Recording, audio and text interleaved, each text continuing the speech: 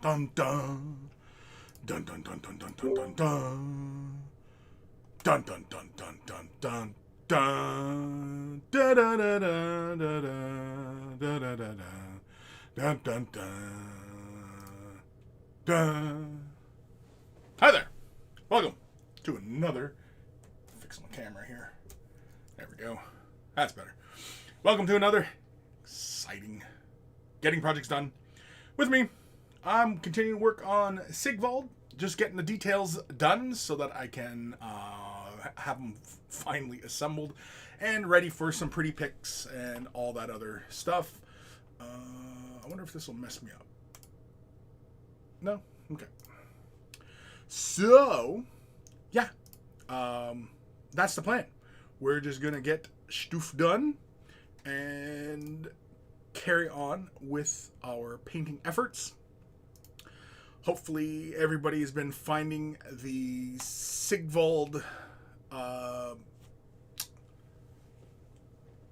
painting tutorials interesting, informative, and yeah, hopefully. I'm hoping. Here's the hoping. So, last episode we finished up the body, as I had finished up working on the red of the cloak and his sleeves. I had worked on the flesh of his arms, hands, and buttocks. And then, of course, what else did we do? Oh, the gemstones. Yeah, we did gemstones all over this fella. I'm not sure what to do with the little dangly bits that come off the sides. I have no idea if I should do those. And there's also gold coins. I'm thinking that I want to pick those out in a brighter gold as well. I'm thinking anyway. That's what I'm thinking. I'm thinking long and hard. So, yeah. That's the plan there. Oop. And, so today, we probably will finish off this little icon on the base. Patrons just got access to this video today on how I went about painting this, so hopefully they're enjoying that. Maybe, possibly, maybe not, I don't know. Maybe they hated it. And I also have the Discord open, and in case anybody wants to join me, or any of the patrons want to join me on the voice chat, and we will discuss. Here's the shield. And with this, I am going to actually get started on the little gemstones. There's a gemstone right here, right in the corner of the iris. We're going to paint that along with all the other little gemstones all around the perimeter there. And, yeah. I think we're going to do them all the same. We're going to do them like a turquoise. I think it'll play nicely with the rest of the shield. I may actually do some more work on the shield. I kind of want to add a slight more of a cast of kind of reddish hue or magenta along the outer edges. I might even do like a little vein or something like that in there. You know, like the eyeball, right? You know what I mean. Hail Bop. Hey-o. What's happening, Hail? Yeah, so that's the plan. We're just getting this stuff done because I want to get this model done, because I want to move on to other projects, as, you know, as one does. As this is, you know, kind of my thing. For anybody not familiar with what I do, I've been doing this for about, yeah, this will be 10 years. This year is 10 years that I have been doing video tutorials and educating, and yeah, 10 years. I've been doing this for 10 years. My God. Can you believe it? 10 years. So we're starting off again with some Stegodon Scale Green. This is the base I've been using for these gemstones. So we're just going to slap a little bit onto our palette. Just the dampness of the brush, just to thin the color out ever so slightly. And we will base coat all these little gemstones. And move on. Again, the goal here, hopefully with this session today, pretty much done with all the sub-assembly of Sigvald. Hopefully. I'm hoping. Here's the hoping. So, yeah.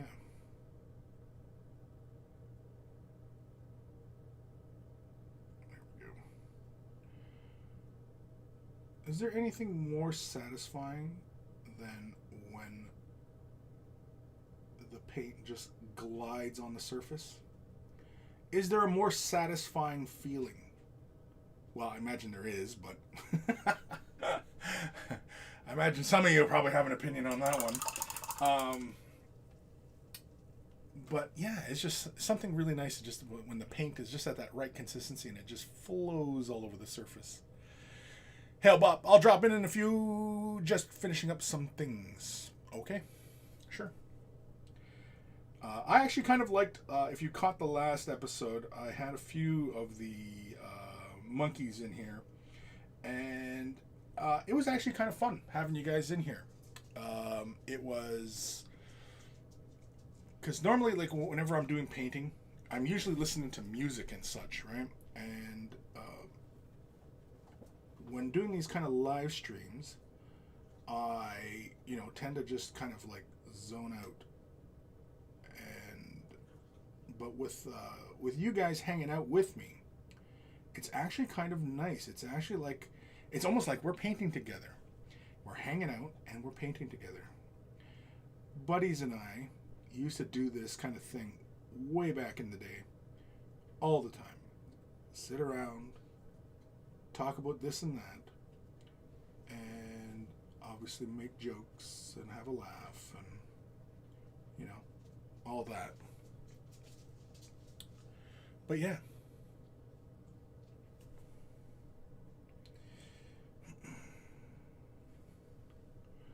So at times this video might be quiet as I am concentrating and doing a bit of painting.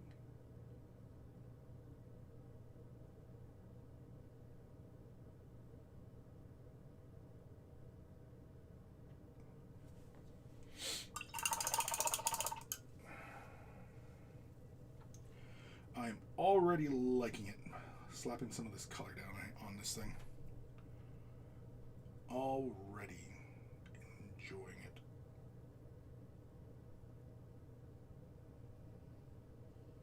And you know how you can tell when Chris is enjoying himself? Because I go quiet. Because I paint quietly. I normally don't do this kind of thing while I'm just sitting here quietly painting. I often have music going. I don't do the audiobook thing just because, I don't know, I find it too distracting because I want to pay attention to the story, and simply having it on in the background just is too distracting. It's just too distracting.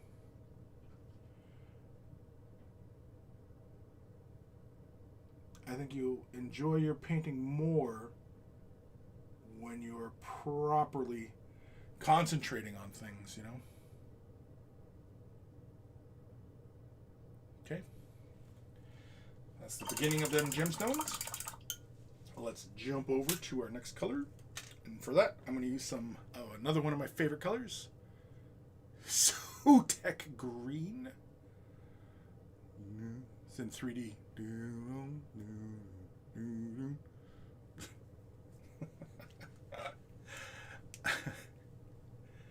Yeah, I'm goofing around.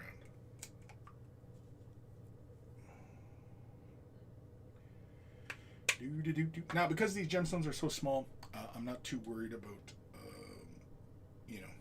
getting a really tight gradient on them. Not too worried. The other thing to bear in mind, when doing gemstones on this shield, wait, oh, hell, there he is. The other thing about doing the gemstones on the shield is that you kind of have to pay attention to the orientation, and this thing kind of sits kind of this way to the model, right? Yeah, it's kind of like, it kind of sits like this. So when you're looking at it, it's going to be kind of in this orientation. So when you're doing all your highlights and you're putting your gradients down and stuff like that, just be mindful to build your colors down that way, right? Be mindful. Be mindful. A little bit of water in the brush. Thin the color down just ever so slightly. And let's start laying in some highlights. There we go. So, yeah. So with this, I think I want to build it brighter on this end of it. So I'm going to go this way.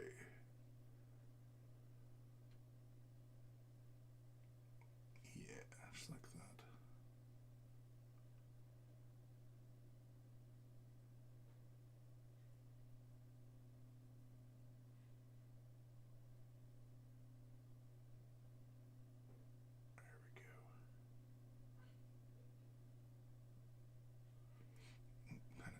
Bumped another area there. Oops. Oops. Not too worried about it though. It's not the end of the world. Can always clean it up afterwards.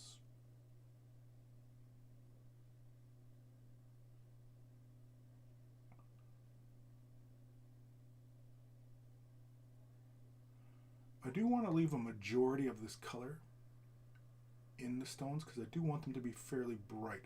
The shield itself is already pretty bright to begin with. I want to make it just a bit brighter. I do really need to clean up some of these areas though. Got metal running all over the place. Hey, what's happening, Ham? Not too much. Was sorting out audio issues. Audio shoes. Audio issues. I heard you the first time. I was just playing.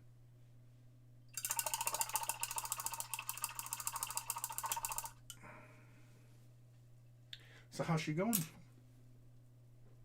Not too much. It's raining. Raining? Up in that winter storm that hit Texas is up here now. All right. And tried doing some concept drawing. Oh yeah? Are you an artiste d'art? No, amateur. Amateur, eh? No, it's you're familiar with Relic Blade, right? I am familiar with Relic Blade. Yeah, okay, so Son Shutter, can't pronounce his last name, is the magazine that Blaster Mag. Mm-hmm. He's putting rules for a fantasy Napoleonics themed like skirmish game. Okay. And I'm trying to draw up like some concepts for elves in Napoleonic uniforms so I can send them to somebody to get 3D modeled. Ah, okay. That's cool. So then I can print them.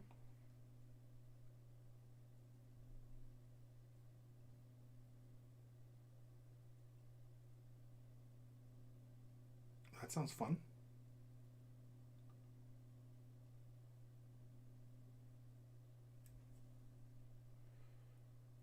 Okay.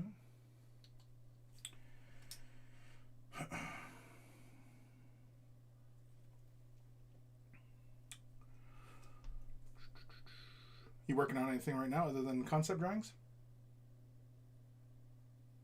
Occasionally putting together some beastmen. And I started painting was it Bugmanson, the Christmas model. Oh, okay. How you been enjoying that? No, I'm actually liking it. It's the first dwarf I've painted. I've never painted a dwarf. Well, actually, I take that back. I painted Kotrek.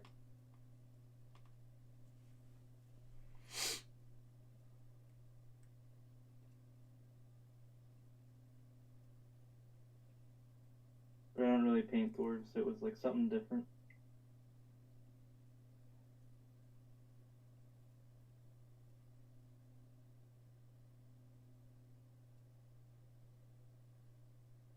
Aside from that, just moving and finishing Scion Joe so I can do other stuff. How's that project going?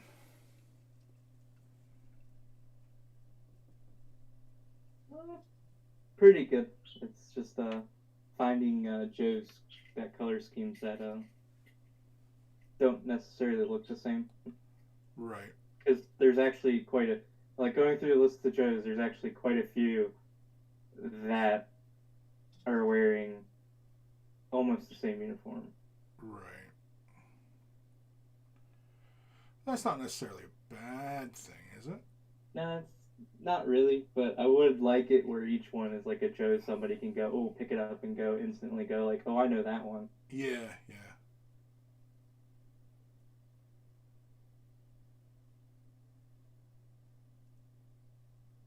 Yeah, you kind of want that instant recognizability. Let's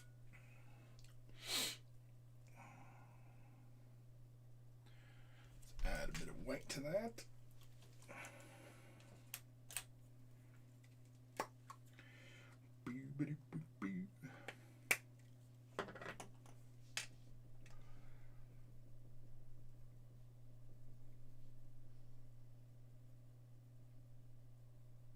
I guess I could just as easily use Baharoth blue for this highlight, but I don't know where my Baharoth blue went to.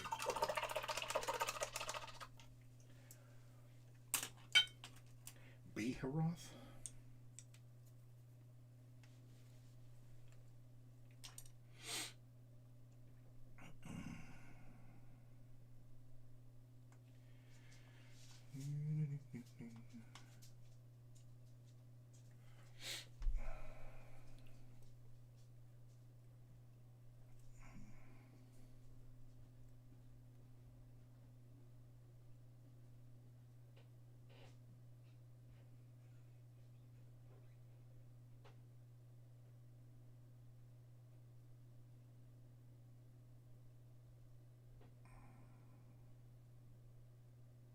So you said you're moving? Where are you moving from?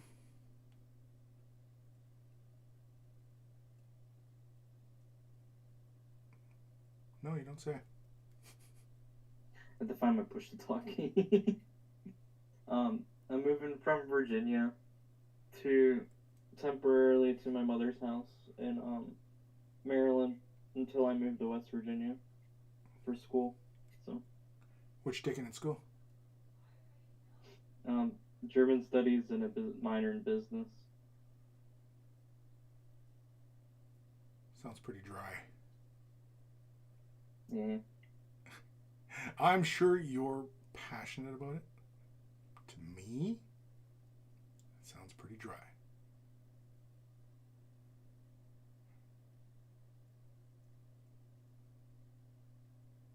So then what's after that? Like potentially finding a job in like international companies in sales. Okay, gotcha. Since German studies gives me a certification in translating German. And then after that, I might try and get another language under my belt.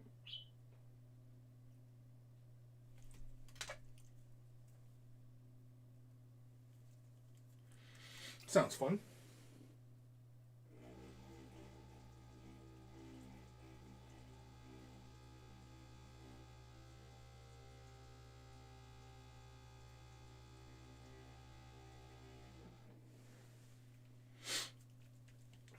Now, are you actually almost done, Sigvald?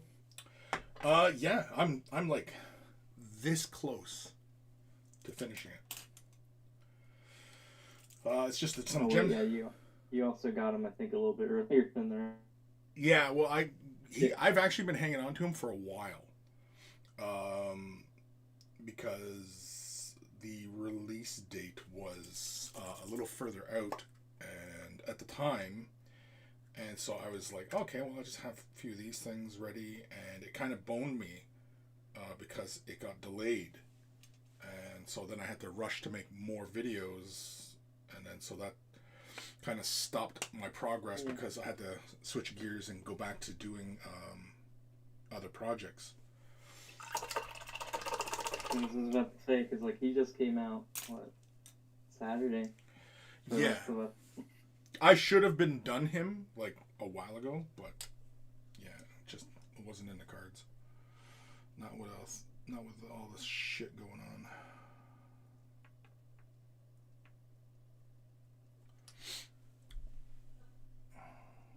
But, here we are.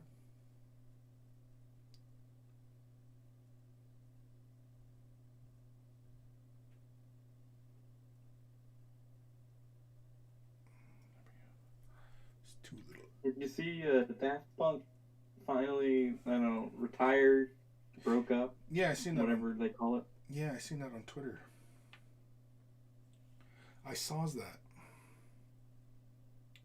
It's unfortunate, but I'm sure they have a reason for it.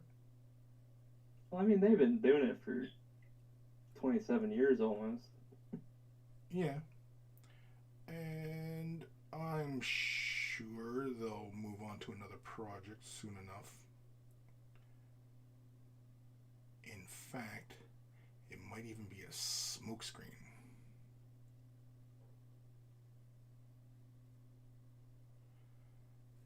Maybe they're dropping this kind of news just to get everybody all, oh no, and then, you know, they come back and say, haha, we're back together, or we're a new band, we're not Daft Punk, we're, you know, I don't know, masked musicians, I don't know what the fuck, I don't know. Punk Daft. Punk Daft, there we go, that's it, you figured it out, you're absolutely right. Okay, so gemstones are done on the shield. The hard question becomes, do I apply a gloss to the shield? Do I? Oh no, I was going to neaten up the metallics. That's right, that's what I was going to do. So, let's grab Ironbreaker and Runefang Steel. I can't remember if this Runefang Steel is it's all separated. Yeah, it's kind of separated. I've got an order of agitators coming in. I ordered up some glass ones. Ordered like 200 glass beads. Yeah, that's what I use for agitators for mine. Is glass.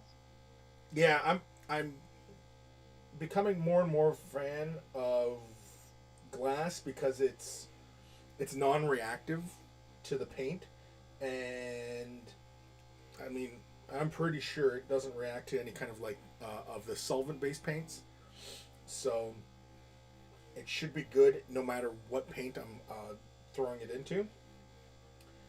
And yeah, so it'll, like, because I really need it for my you know, my Citadel metallics and stuff like that. Like, these paints should come with agitators. Like, GW should make these with agitators.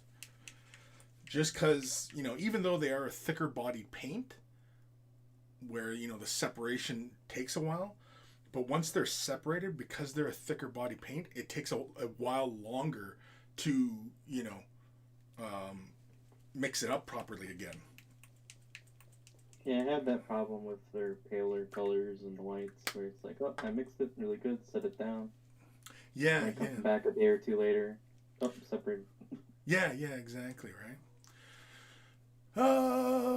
Disflux. Anin Nichke. Anin. That eyeball needs gloss, for sure. Yeah, you think so? Gloss on the eyeball?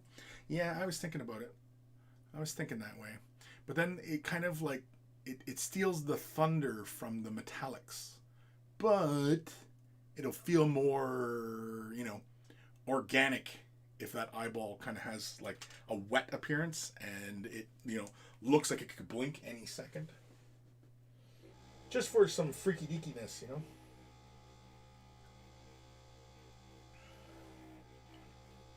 It is chaos. It is chaos, that's right. It is chaos. And he often has the appearance of kind of just being a normal dude. And I don't know how that happens, but, you know, reasons, I'm sure. Slaanesh lets him look how he wants. He wants to look pretty. If he wants to look pretty, he gets to look pretty. Yeah. Yep. Arnold the Gans, thumbs up. Thumbs up. Arnold, thank you for the thumbs up, I guess. The Chaos Gods, a little more, I don't know, fickle, I guess, in fantasy. I guess. They're not as harsh as in 40k. Nah. 40k, they turn them all into toads. Yeah, they find their favorite mortals to play with, and they're like, oh, yeah, I'm gonna play with you for a while. Yeah. I like the way you scream, boy.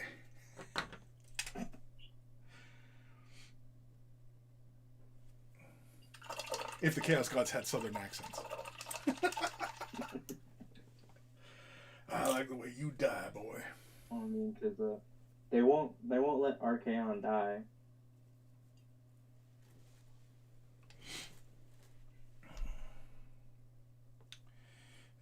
Righty. Clearing up some of these little edges around the clasps here. I was really surprised when they announced Sigvald. Why? What was surprising about it? I don't know, because they hadn't really touched any characters from the previous, fantasy realm, except for Archaon, and then the models that came out during the end times, like the Glotkin. Right. Yeah. So I guess it was more of a surprise that they didn't just go straight out for a new character. Yeah, considering that, the Hedonites are all kind of this new weirdness, right?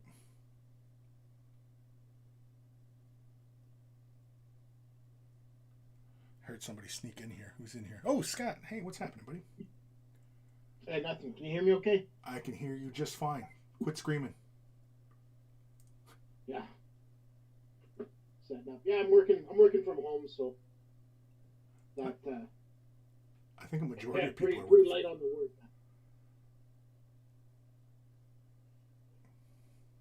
Well, you get to sit with us and paint. If you're painting. I'm painting. Who's here? It's just me and Halebop right now. Well, in the voice chat. I don't know who's in the chat. I haven't looked. Who's Halebop, where are you from? Virginia. Old Virginia, Maryland. That region.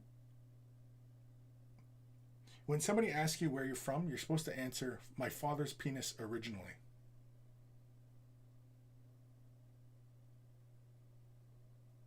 Well, I mean, if you really want to go that far, then a collection of cells. Well, okay, well, you could go even further, right? I mean, you could...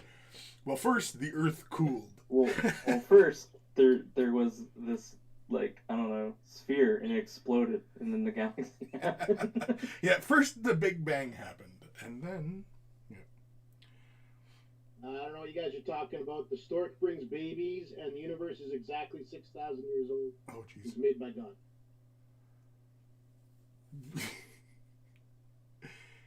Yeah, there is that idea as well. That is that is an opinion. Well, it's irrefutable evidence. There's a book, usually leather bound. Usually. I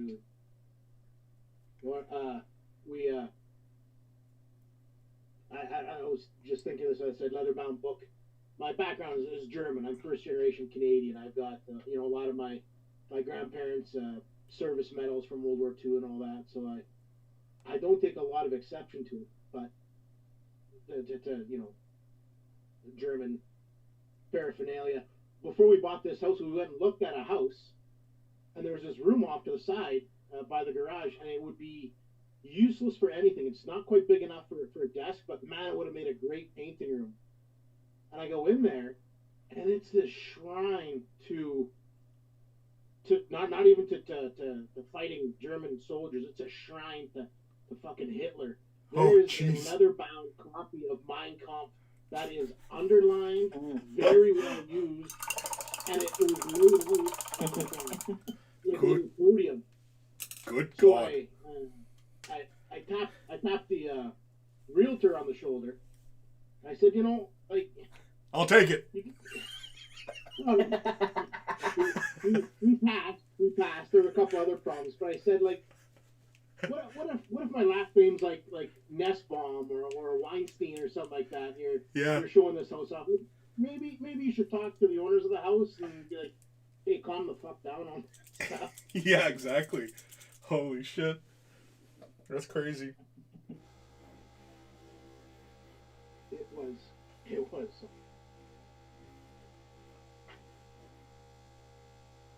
Yeah, somebody's all in at that point, right? Oh my god, yeah. Like, but the weird part is, like, it was off. There was nothing in the house. It was all in this room. And I have a feeling it was supposed to be locked. Oh. It was, you know what I mean? It wasn't like, hey, ask me how I feel about the war, kind of a. Yeah. Ask me. It wasn't one of those rooms American GIs had where it's like, I stormed the Eagle's Nest and this is the shit I stole off the wall. It's more like I deliberately went out and got this stuff. Yeah. Yeah. Well, this was passed down from generation to generation, but there was this was a true believer. Like, this layout was not by accident. It wasn't like, oh, I've been meaning to get rid of that stuff, or yeah, it was kind of an odd chapter in our family history. Jeez. Because in the U.S., I don't want to say there's stuff like that's common, but there's stuff, especially with families who had parents that served in the European theater, where the whole American thing was like, oh, we'll go over there. Oh, we just took, I don't know, this base from, enter in Axis, whatever Axis power country you pick. We just took this base. Oh, there's some paintings on the wall. Oh, I'll take that home with me. Nice little war trophy. Oh, absolutely. I've got my on my dad's side there. Like, my dad was born in Berlin, but I've got the the great my grandfather's oldest brother served from 36, and he came back in 53 from a prison camp in Siberia. And then he died in a mining accident 5 years later. He made it through all that shit, and a rock fell on his head and crushed him. Oh my god. We've got a bunch of iron crosses and stuff like that. I mean, that's one thing.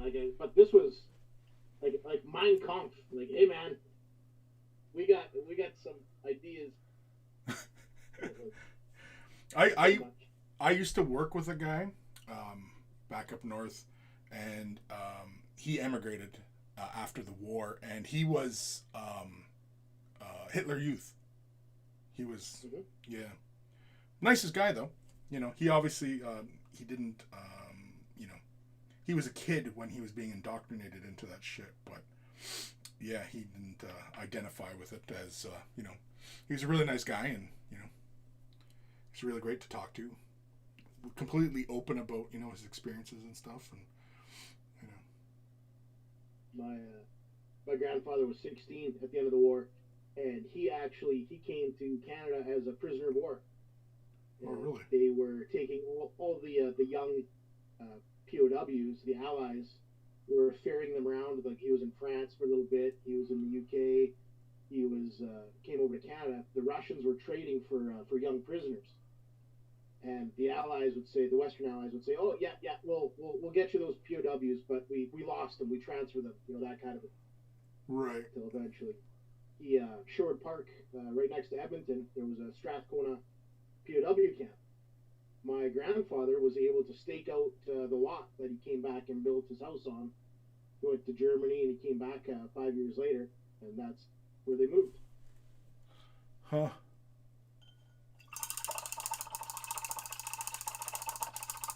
So what I'm hearing is it had a happy ending. Yep.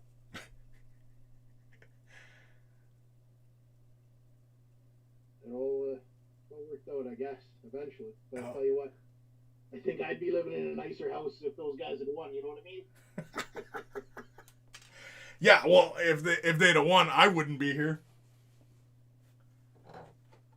Well, yeah, it might. Yeah, well, there is that. There is that. You're right. There is that.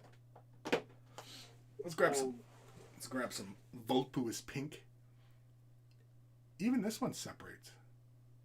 I always thought this one was pretty solid, but it separates. You can see there's a layer there. Huh. I thought this one was like a solid color. I was wrong. What do you guys think about doing a paint along, maybe through Patreon or whatever, where we all kind of vote amongst a couple figs and we all sort of paint up the same miniature over a strap? We've done that one once or twice. We haven't gone back to it. We were still working on a project. I don't know where the hell mine is now. I want to say we've done it twice. It was the night, like Ironheart or something. Yeah, we started that one. And there was another one, wasn't there? We were going to do as a paint. There was the Werewolf. Oh, right, yeah, we finished the Werewolf. That's right, we finished the Werewolf. But yeah, we didn't finish the Knight. For whatever reason, we didn't get that finished. I ended up forging ahead, and she's done. Oh, yeah? Took a picture of it. Yeah. Did you send pictures of it? No, I didn't. Oh, okay. I ended up going a different route when we stopped. I was like, well, I'm going to continue. But then I made the Cape Red. I painted the Field Degree, or whatever it's called, gold on her armor. Oh, okay. Yeah, because we were going through a whole non-metallic metal vibe with that armor, and, we were going to do various things. It was just getting everybody together and doing it was just kind of, it was tricky. What if we pick a miniature? But that's all we're picking. We'll meet up in a month and let's see how they all look. See, watch different people's takes on it and that kind of stuff. Yeah, that'd be fun. Kind of like a book club. There you go. Yeah, we're all going to paint this miniature, and in, say, a month or 2 months' time, we all get together and compare notes and see the different directions we all went, and yeah, that'd be fun. I liked Big Child stuff, but I think if we do that, because I remember some of us having shipping problems where some people were like, got their stuff like 2 to 3 weeks after we had started. Yeah, I remember that. My thought would be like GW would be the easiest. It's most accessible. GW or some other semi-larger model company that has like a presence. Well, I mean, for us in North America, we have this idea that there's fairly common in Europe. There's some that are very common for them, and you know what I mean, like. So, it is kind of something we have to kind of reach a consensus on as far as what we're going to try and do together, right? 3D printing might be a good option, though, because a lot more places are getting access in hobby stores to print off models. True. Oh, yeah, and welcome, Alex. I see you snuck in here. I snuck in. You snuck in. Still looking for a place to get a good signal. Don't mind me, carry on. Maybe 3D printing is the way to go. Yeah, 3D printing would be a very good option, I think. I don't own a 3D printer, though, but I do know people. If we talk about some place where you can buy the STL or the cast miniature, maybe that's best. There are some places that do that. Yeah. There appears to be quite a few people getting in on the game of doing 3D prints for people and stuff. So. Because the hobby stores around the Ottawa region, there's a lot that are offering printing services. Yeah. I know even around here, I know there's a couple in St. Catharines and Hamilton. I had a guy online. I got a quote. I showed him some links. I said, hey, how much to have these printed? And he gave me a pretty reasonable quote. So I went out and bought the STLs. It was like $120 on the STLs. Sent them to him. They said, oh, I'm going out of business. My printer is wrecked. Huh. Nice. Nice.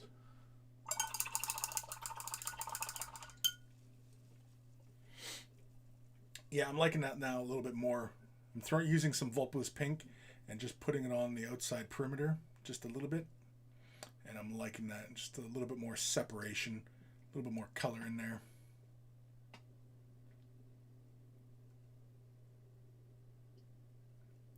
I'm digging it. Grab a little bit more. What's everyone working on?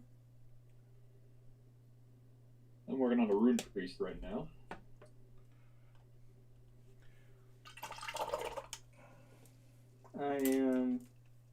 I was drawing some concepts to send to somebody to get 3D modeled so that I can then print it. Nice. Concepts of what? Are you familiar with Relic Blade? Oh yeah, absolutely. Alright, Sean Sutter is coming out with a fantasy Napoleonics game. Yes. Where it's skirmish. Yes.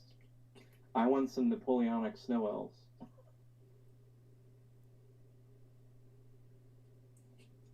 So that's what I've been doing. So are you getting the whole fig printed, or just some like pieces to go on Perry miniatures, or?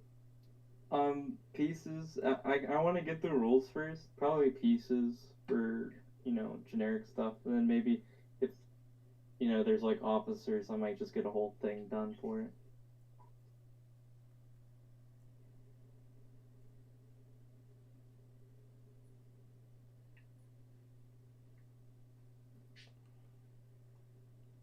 Chris, what are you doing?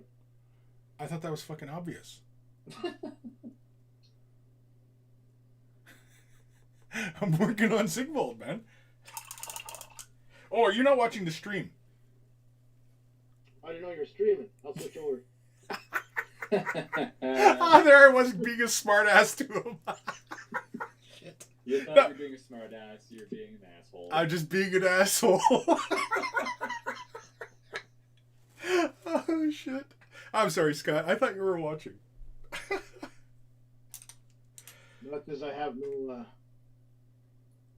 special permission. No special permission.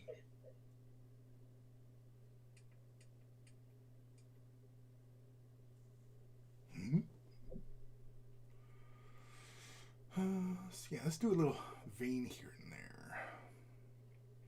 So are you on Twitch or just Discord with the video? I am on Twitch and YouTube. All right. Just doing a little bit of the streaming thing.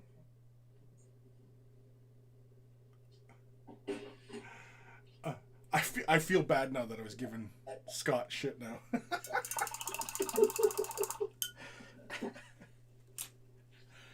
Oh shit. Just a couple little veins along the bottom there. I left a little bit of more color along the bottom just to kind of help like with the curvature and the the impression of a shadow. Holy shit, sounds like he's playing drums over there. Sorry. Wi-Fi signal's weak in the basement today for some reason, so I'm stacking my cases. Cases of beer? Models. Oh. Beer's in the fridge, or beer's a sign of alcoholism. I'm not there yet. Can you hear me okay from here? I can hear you. Perfect. I can start working. I'm going to take a little bit of water, thin this color, a little bit of color down. Grab a very generous amount of water.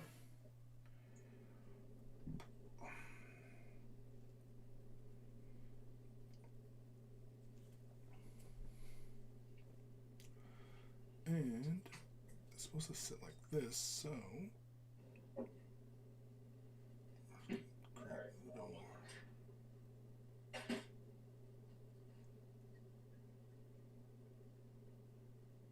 a little bit more intensity. Ah, there. You're not way the brush on Twitch. No. Well, it's just my channel. I don't know.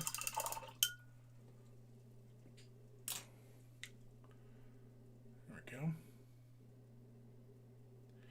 Yeah, I think I'm going to have to give this a gloss varnish. I'm gonna hit this with the dryer.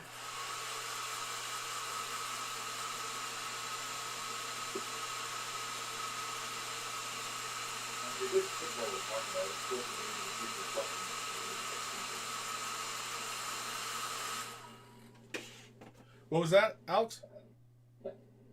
Sigvald had the stupidity roll in Old Fantasy. He repeatedly glanced at himself in the shield, so rope it up.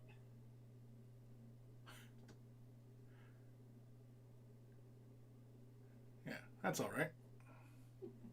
And, Scott Raid, I'm following on Twitch. I'm on YouTube and Twitch, dude. At least this should be on both. You know what? I didn't even check to see if I am streaming to both. If I have you on Twitch and Discord open, then I get the 2-second lag double talk thing. Right. Yeah, I'm streaming to both. Okay, I'm in good shape. Well, the stream, not the actual shape. I'm more pear-shaped. That's still a shape, though. It's still a shape, but pear-shaped. Alrighty. Do I have some Ard coat here? No. Nope. Those are empty bottles. I decanted the bottles and I just, spritzed a bit of Windex in there and just kind of washed them out. What should I use them for? I have no idea. Like, oh, shit. Hitting things now. Guess we can move that.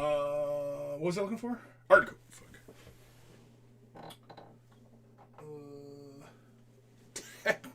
Technical Ard coat. Because it's Ard.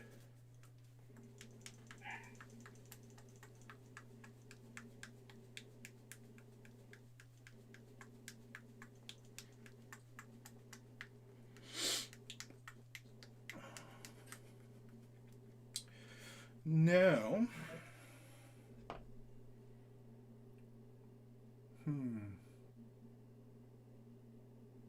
yeah, it should be fine. So we're just going to do it on just the eyeball and the gemstones. I'm going to put a fairly generous amount on the gemstones, and I'm going to thin it down just a bit and apply it over the eyeball, and it should just kind of help with all the little colors, making them all nice and sparkly.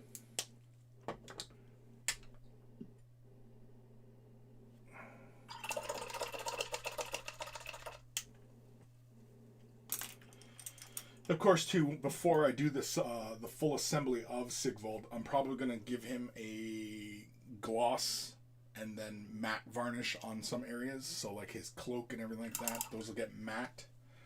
Whereas his armor will stay glossy and, yeah, his hair will go matte.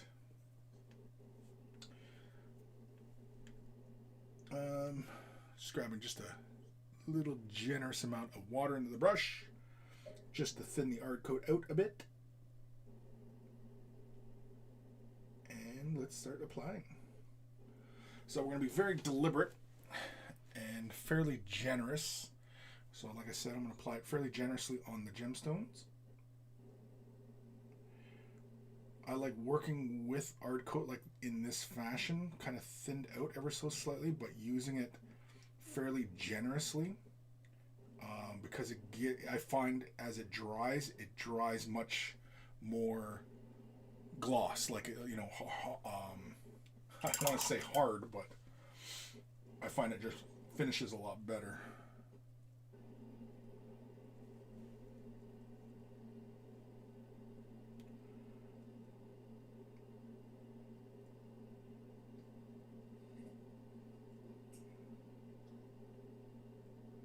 Want to hit any of the metallics because I want the metallics to stay metallic-y. Although, oh shit, look at that, some paint transferred. I have it sitting on top of another dollop of paint. Not getting color transfer, it's just bits of it breaking off.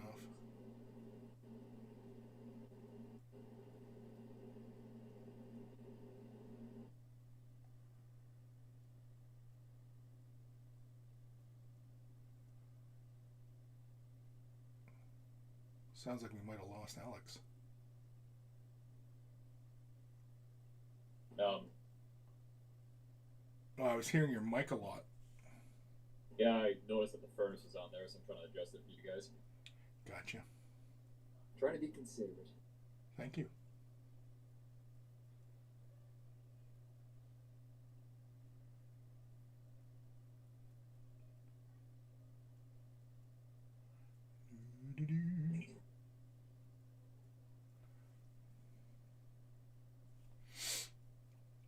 Actually, you know what? We will apply it onto the icon itself just to get that nice shiny metallic vibey going. There we go. Yeah, that looks a lot freakier now. Oh, I just noticed an eyeball. Yeah, that's fun. I like it.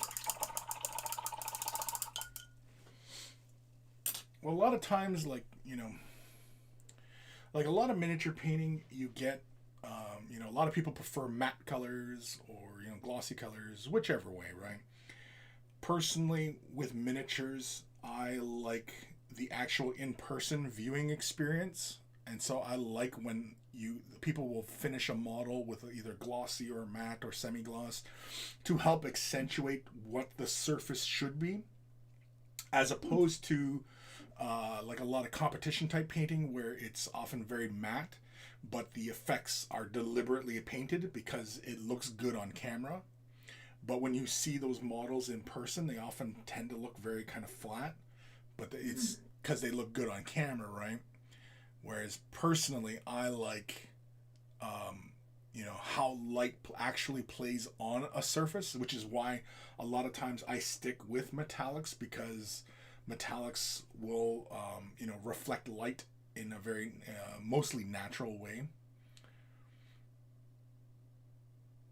I mean, you can help the effect along by, you know, being deliberate in how you apply highlights, but yeah, I prefer metallics, and especially like you see like on the icon itself on the shield, you see how the light is playing with the silver.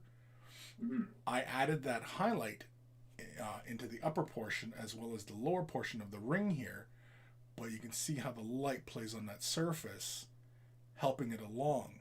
So on camera you'll see that effect and it'll look fun, but in person it'll also, you know, have that distinction as well. Yeah, it really catches the eye. Yeah, and I'm really digging the gloss on there. Even though I added the little highlights into the pupil and the iris, that's just so that it looks nice on camera, but in person, the eyeball's going to have this freaky deaky eyeball look to it. So that's, I'm mostly happy with that. I'm content with that, and I think it's time to move on. So we'll consider the, oh no, shit, I got to do this backside where the padding of his shield is. I was going to do that red, I think. So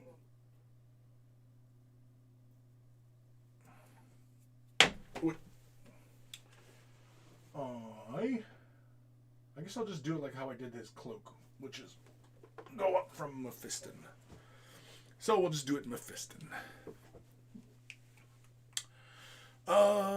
Disflux. So what do you think is intended with giving Sigvald the title the Geld Prince? That I have no idea.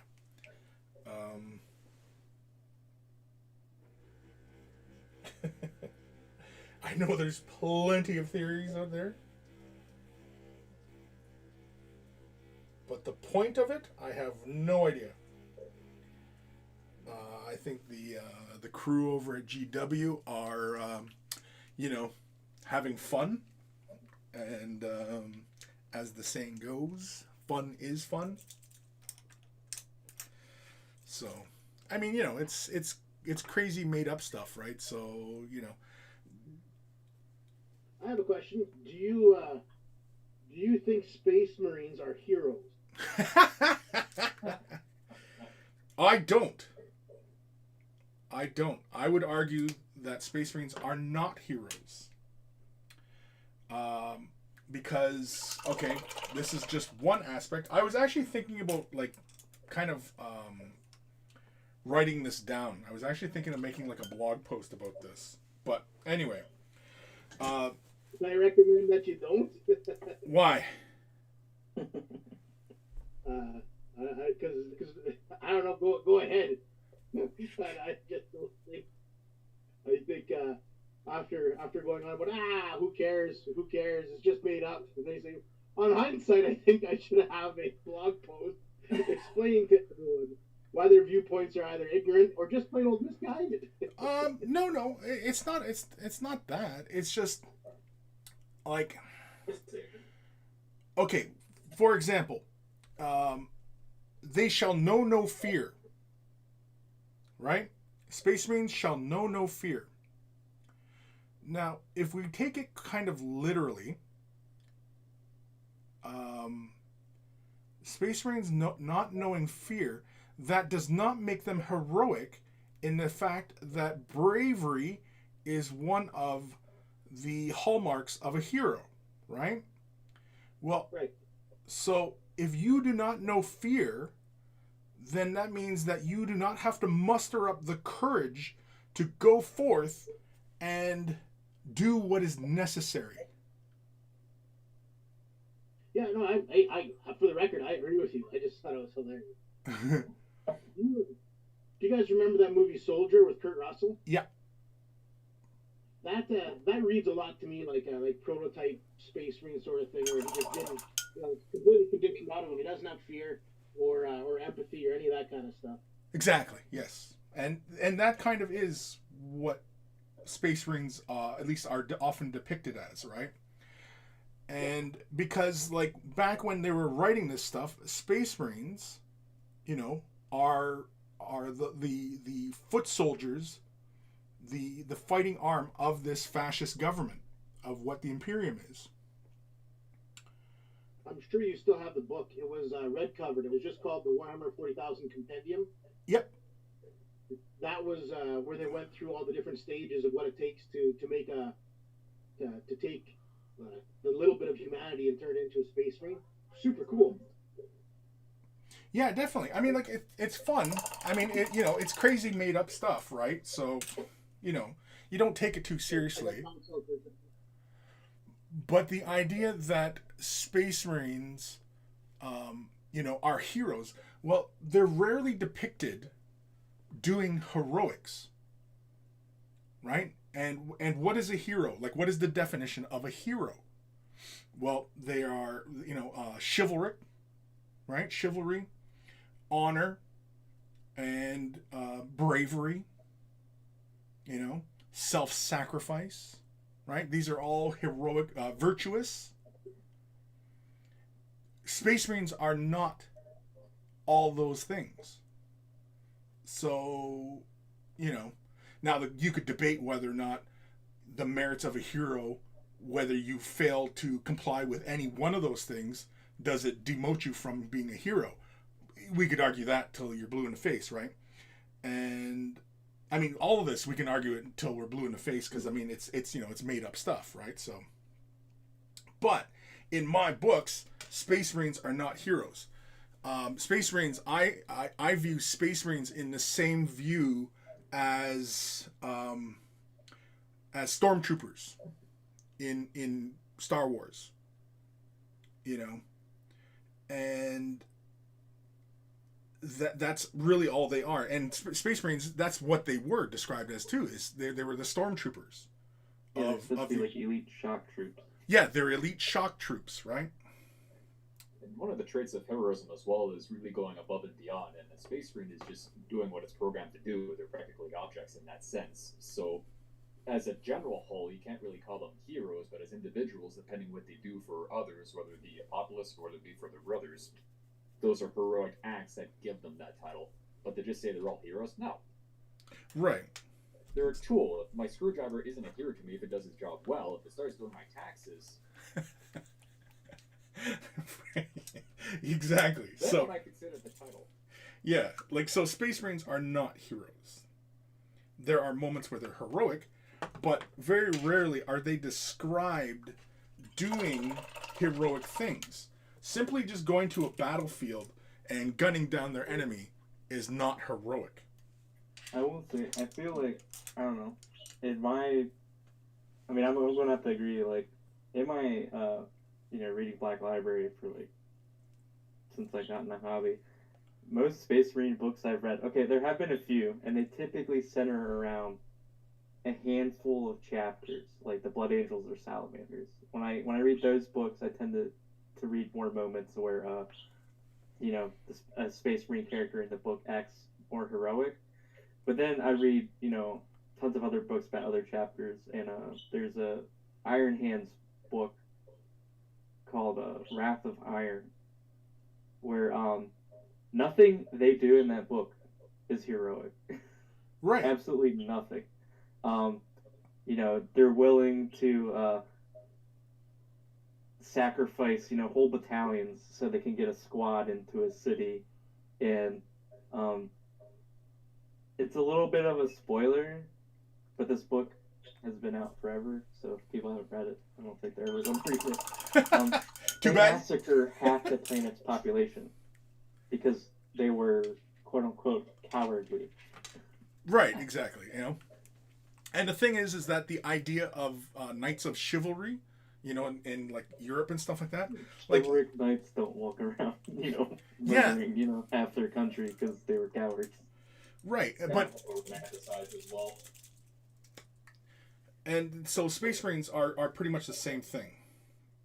They're not heroic, and the idea that they are, is kind of misleading. That we're idolizing these tools of this fictional fascist empire. And what the problem there is that people, there are people out there who take this stuff like it's a fucking manual, right? Who take this stuff and think that, yeah, this is the path humanity is going to go on, and it could very well. Time will tell, but it's unlikely to succeed because people like being free.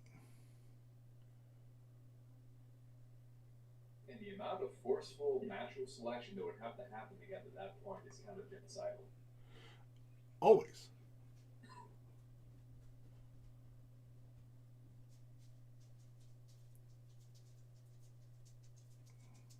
Though I realize that forceful natural selection is kind of an oxymoron. Yes. I mean, as much as I like Sanguinius as a character and all that, he doesn't do some so heroic things, because if you read the Horus Heresy books, or if you're familiar with the lore, he operated off of a join or die policy.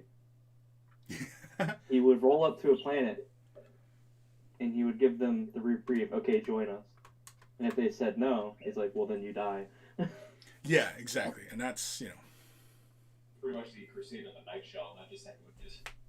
Yeah. But apparently he was very, very brutal compared to his brothers when it came to the die part. Downright curse.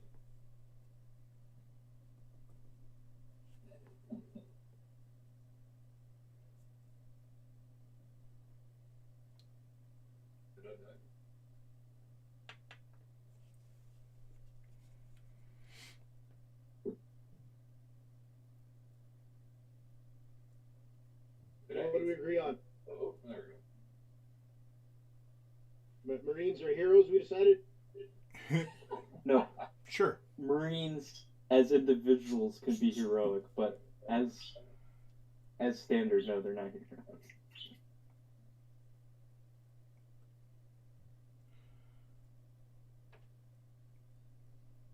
No, because like the big problem within the the fictional universe of Warhammer 40,000, they're rarely depicted saving entire populations of people or sacrificing themselves, right? Because they're so precious. Space Marines are precious because It's- in the early days of Warhammer 40,000, there was no way to make new Space Marines. That's why they had to. That's why they had to re-harvest the gene seed from each of fallen Space Marines. So because they're so precious, you don't just throw them out willy nilly. You know what I mean? You use them for strategic purposes. You know what I mean? Like you send them out to go take care of high value targets. You don't just throw them out to secure a beachhead. You know what I mean? Like they got to be even more precious in that regards to how often they're getting used. Realistically, I mean, if we're going to talk about this kind of thing as if it's kind of realism, right? Which obviously is not, because it's a silly idea anyway. I like the idea that the main, I guess, storytelling, it's just a theory, I don't know, where you're looking through it like through the eyes of Imperial propaganda. Oh yeah. And that's why Space Marines, like lore-wise, are always thrown around like, oh, big mighty heroes, all that stuff. Yeah.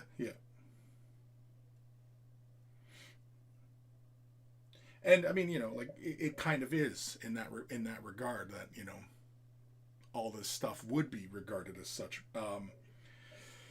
Because I mean, again, in Warhammer 40,000, the Imperium there's no distinction between church and state, right? Which is kind of the commentary when it was first made, that there was no distinction between church and state, which there should be, right? Government should be separate from church, as we know today.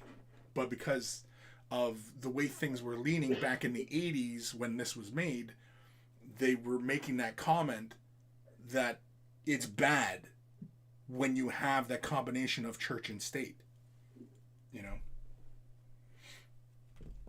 But what are you gonna do? Bitch and complain. Yes, we can bitch and complain, and we are in the era of bitching and complaining. Oh shit, there's a gemstone here. Damn it, I gotta do gemstones on shoulder pads now. Damn it. It's the worst. It's like finding that one piece you miss in your resin while you're doing it. Yeah, exactly. It's just like, son of a bitch, I forgot about this. Alright, we're going back to doing gemstones. Whoa, what the hell was that? Oh, I didn't see Matt was in here. Matt, you're buzzing, Matt. Matt, you're buzzing. Stop. God. Matt, stop. Sounds like he's driving. Sounds like he's getting a phone call. He's got us on the phone and he's listening to us on the phone. That's what's going on. Or did he pocket dial us? Sounds like an ass dial to me. Matt, did you pocket dial us? Matt, god damn it, answer me. He left. I'm gonna say if the answer's at the fart, then we know it's a pocket. Yeah. God damn it, Matt. Or maybe because I embarrassed him. I don't know, one of the two. Again, me being an asshole. And I tell people all the time, I'm an asshole, and yet people are surprised when I'm rude to them. Somehow, people are still surprised. I warned you, I'm an asshole.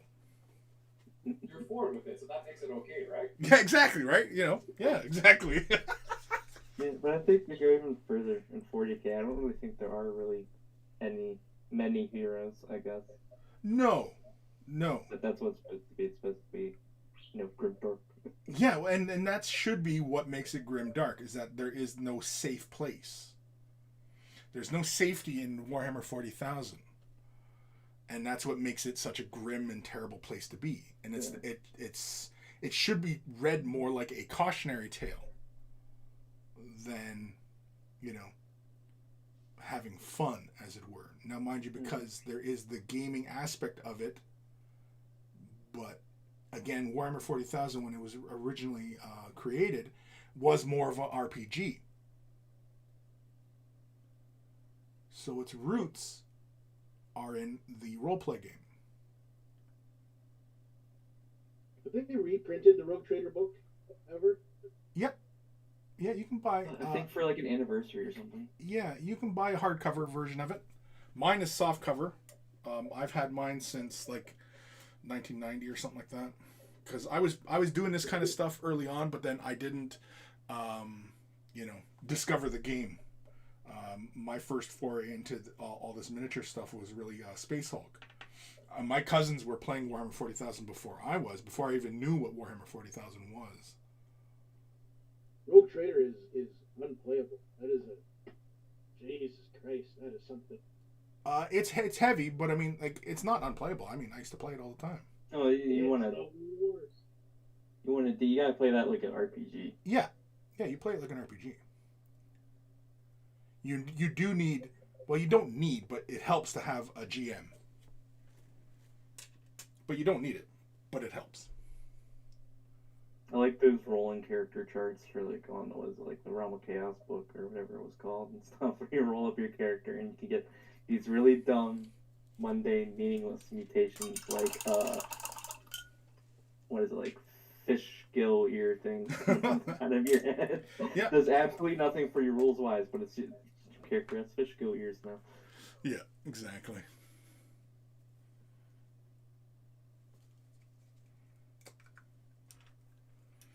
But I wouldn't say it's unplayable because we used to play it all the time. We used to have a blast. I'm saying it's unplayable. Oh, there's tons of games I played that were fun. But if you went and looked at it now. Sure. I mean, it's kind of a different mindset these days for, playing games. Like, did you ever play D&D? Yes, I've played lots of role-playing games. D&D is one of my least favorite systems, but yeah, I played it a lot. Yeah, well, I mean, Rogue Trader was the same way. It was a very similar thing. And then, of course, it developed into more tabletop gaming rather than, like, because, like, early D&D, right? I mean, like, you didn't need your miniatures to play. And Warhammer 40,000 was the same way. I don't remember in Rogue Trader there being anything to guide you as players, like were you rewarded with credits that you could upgrade your warband or anything like that. I don't think it even was there even level progression for your guys. I don't remember any of it. XP, sure. I just don't remember that. Yeah.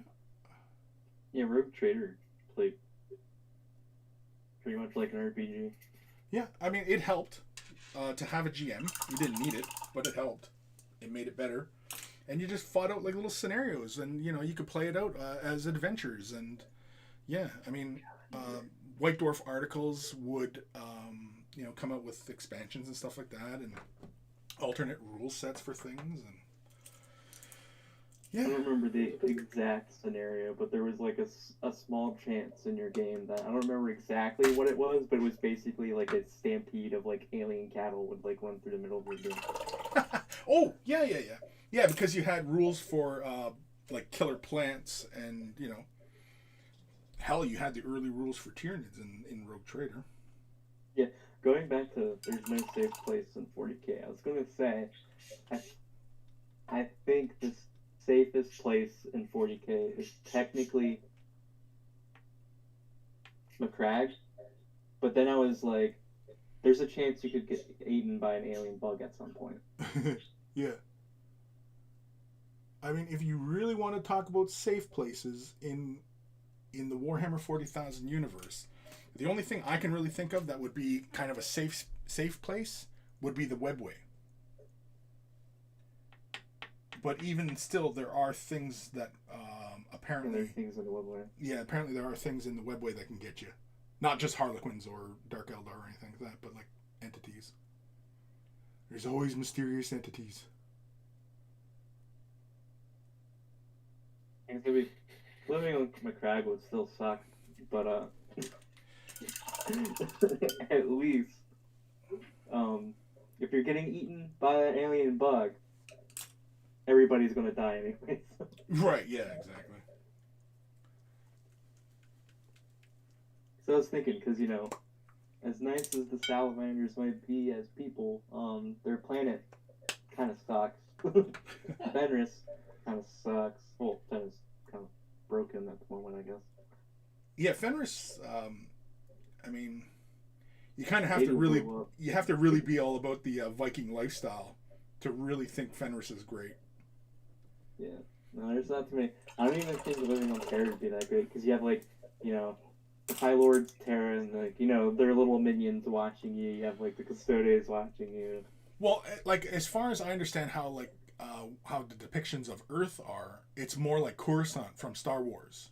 Yeah, it's pretty much like all. It's all covered over and it's all city. It's a big city planet. Yeah. There's nothing left of natural resources. Like even I remember one map depicting where the Emperor's palace is supposed to be, and it's like the Himalayas. Yeah, and all the mountains are like metal. Yeah. But yeah, there's that was actually addressed in one of the Horus Heresy book, Master of Mankind. At the very beginning, like there's no resources, so it was just like two characters commenting on like having to ship water, and shipments of water going missing. Oh yeah, guaranteed. Because there's pretty much no water left on Earth, so they have to go out and like find it. Yeah. I mean, it's again, it's the Imperium of Man is not a good place. It's not a vacation spot. Yeah. And if you live on an agro world, or agri world, I forget what they call them in 40k. Yeah. There's a chance, Dark Elder might show up and like take you prisoner because you're on the outskirts of And your family. some Imperium sector where the only thing you have protection is like 10 PDF dudes protecting your village, and here comes like 3 Dark Eldar barges, coming to take you away. It's a bad day.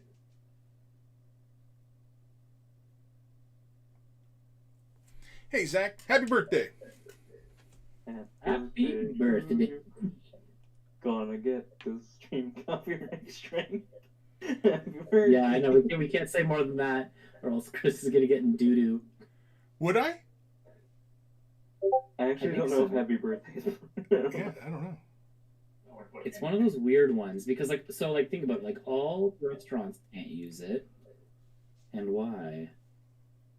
In Canada, maybe they can sing me happy birthday out there. Yeah, I don't know. It's kind of curious now. It is kind of curious. I don't think we should risk it. That's just my position. True. Well, I said My happy line of birthday, work has and made I me shouldn't hesitant. say anymore, so Chris doesn't get a copyright strike. So. Yeah, exactly. Yeah, I don't know. I don't know if you can sing just, happy birthday to people. That's kind of a messed up thing if that's the case, that we can't sing happy birthday. I will write my congressman, and I will get a letter back in 6 months. And Fast turnaround time.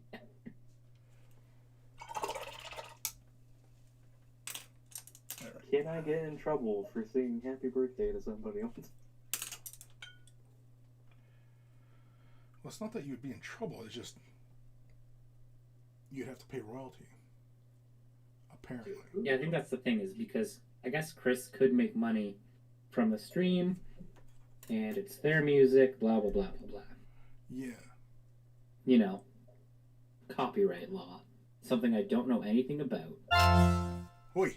Jeez Louise. Holy crayon. Welcome. Does anybody really know what copyright law is? I don't even think the people who study it know. The guy playing the organ when I got married wouldn't play that Here Comes the Bride because he said it was copyrighted. He didn't want to get in trouble. Really? That sounds... I'd have to claim bunk on that one. I don't think he just wanted to play it. I don't know. I didn't argue with it. I'd be like, play it. Play the song. Do it. Do it, man. Do it. Do it. Time we at? Oh, I looked it up. Happy Birthday is officially public domain. It's officially public domain?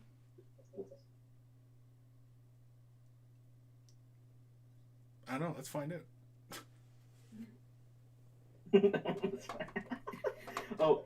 Now if you go find somebody that sung it, this performance might be copyrighted, but the actual lyrics of the song are not copyrighted. Okay. Either way, it's all dumb. The law is dumb. I completely agree with that. Yeah. If we got a fucking lawyer in here telling us that the law is dumb, yeah, there's problems. Hey, look, legal settlements should be settled in gladiatorial combat with pool noodles. Trial by combat? Is that what you're suggesting? Yes. Fucking trial by... Fucking going Giuliani on us? Going, no, what was it? Is maybe Idiocracy, where they have to trial by combat, but it's like with like a monster truck or something. Oh, jeez. Has anybody seen that movie? No, I've heard about it, but I've never watched it. The book it's based off of March of the Morons is fantastic. It's a short story. Can't remember who wrote it, but it's definitely worth reading. You've seen the movie though, right? Oh yeah. Yeah, it's like trial, like the trial they have is like trial by combat, but it's like with a monster truck. Try not to get killed by a monster truck. Monday Night Justice with your president Hector Macho Camacho. Yes. Jesus. Giving watering the plants with Gatorade because it has electrolytes. It was Bronno. Like Bronno because it's got what plants crave. Oh yeah, it wasn't actually Gatorade. It was, yeah. That all sounds very That's absurd. If you stay and you watch after the credits, remember the pimp upgrade? He actually does come back to get his money. He frees himself to collect. It's wonderful. It's a good movie.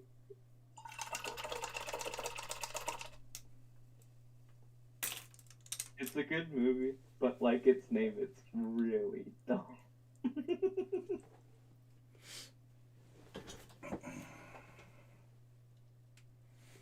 Oh, damn, I forgot about this thing here. There's a big old gemstone on here, and I didn't... Oh, son of a bitch. I have to go back.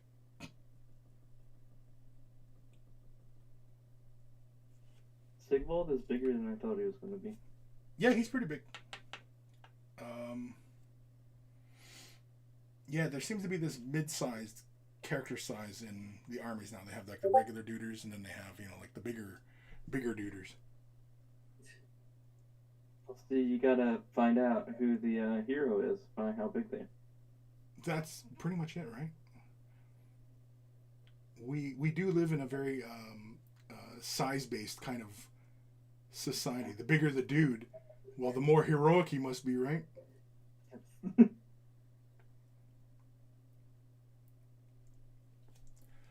Well, he's got to be bigger if he's gonna fight, big monsters. True. That is true. If you're gonna fight big monsters, you might as well be big. Or a big gun. Like what is that model? The Empire had a model where it was an engineer model, and it was like this really ridiculously like big gun that like stuck off. Okay, so it was on a 25mm base.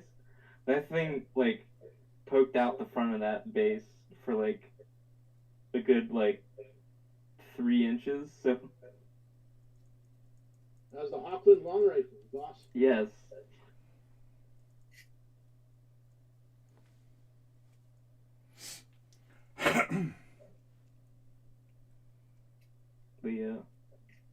The Empire's answer to the big dudes like Sigvald and Archon was a small dude with big gun that didn't mesh well face to face with anything.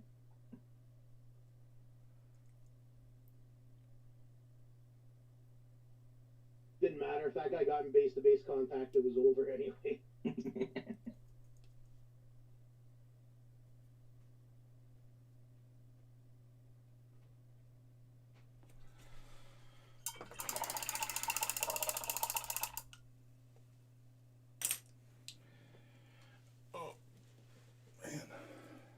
Did anybody see the previews from was it Saturday, Sunday? Saturday? Yeah. Give me all that Lumineth goodness. Yeah. I like a lot of those characters. They're really cool. Mm-hmm. Yeah. The ones flying around on the Goku flying Nimbus thing. Yeah. I love it, man. It's so good. Yeah, I was like, I gotta paint him orange. No matter the fact that I want to paint the rest of the Lumineth, with peacock capes. He's going orange like Goku. Like I said, 40K needs some of that goofiness that AOS is having right now. Well, AOS/Fantasy has always had that goofiness because you had the orcs in Fantasy up until the very end. Always had dumb things like the Grot Flyer thing where it's on a roll of a 1, he got launched from the catapult, but then he went screaming kersplat into the ground 5 feet. The descriptions that made those rolls so great. Yeah, or the steam tank. If you rolled a 1, the boiler exploded. Amazing. My favorite one was 40k orcs. It was the ramshackle roll, but anyways, essentially if it flubbed, the description was like a mega knob falling down a spiral staircase. It does nothing. I remember, I still have this White Dwarf. Back when the Orc Flyers first came out, they were White Dwarf rolls, and there was a chart for the dive bomber. They had the roll on. And one of the results was the Orc was so overcome by the great joy of screaming down at high speeds, he forgets to pull up from his dive bomb run and careens into the ground, and you would use the really big explosion plate.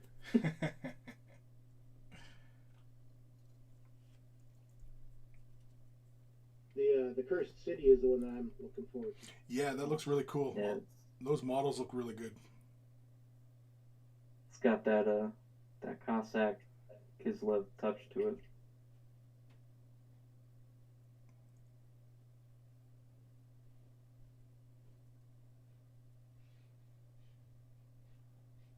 See, what else did they announce? The orcs.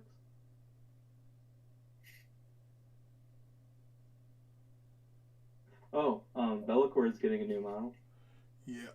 Yeah, it's about the time, I think, the size of my thumb. Yeah, I fully Right. expect to see a shit ton of conversions of that model when it comes out. Yeah. I am curious if... I think it's just going to be a Be'lakor kit, kind of like Abaddon was an Abaddon kit, not like a Chaos Lord kit, all that stuff. I think it's just going to be a Be'lakor kit.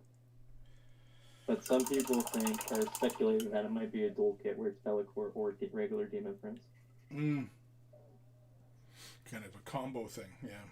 Yeah. No, I'd imagine he'll probably be just a single thing. I don't think he'll be a... That's what I'm thinking, because But, I mean, realistically, because, I'm sure this whole pandemic is really hurting Games Workshop. If they were smart and they really wanted to move these kits, they'd make it a multi-thing. Yeah. Well, the thing is, at least with the Stormcast, the named heroes have a version you can build that is the not named hero version of that unit. So I am curious if they do that with Be'lakor, where there would be bits that are not Be'lakor bits that you could put on. Right. But so far, they've only ever done that with the Stormcast. I don't think they've done that with any of the other... The greater demons, for the most part. Greater demons are, really, really big models, but I don't think Be'lakor is going to be that big. They risk giving them the obliterator treatment.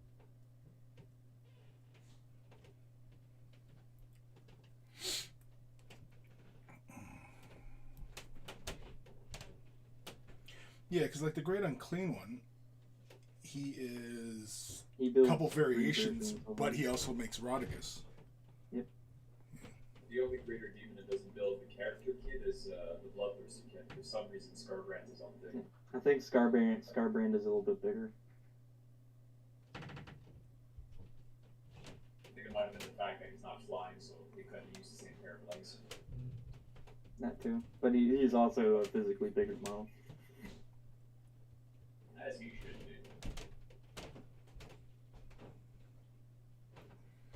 Speaking of big models, if I had a large sum of disposable income, I would get that Forge Ruled Corn Dragon.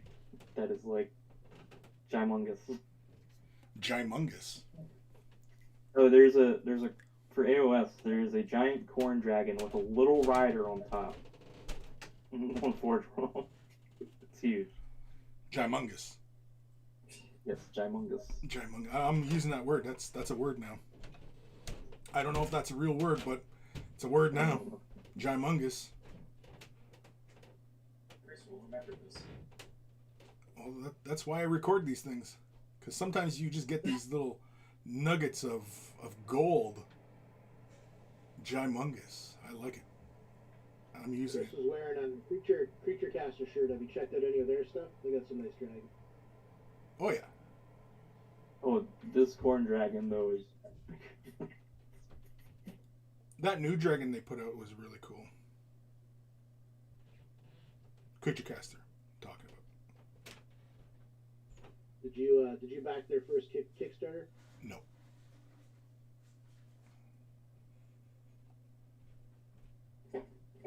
Not that I didn't want to. It was something. I wish them well. I really backed it. I got 10 of their kits, and they're very nice. But Jeremy Glenn, he got all the money. Said, okay, now I'm off to the States to learn how to 3D sculpt. I thought that was a bit. I didn't know that was the deal. Right. He had all his concept designs, and they'd already been selling miniatures as Ultra Forge, so I thought that was the way it was going to go, just traditional hand sculpted stuff. So he said, yeah, I got to go learn how to sculpt, so I'll be back in about 6 to 8 months, and hopefully this works out. So that one took a long time. Oh, right, when they were Ultra Forge, yeah. Because I remember back in the day, there was a lot of people using those big demons that they made in games. I loved Ultra.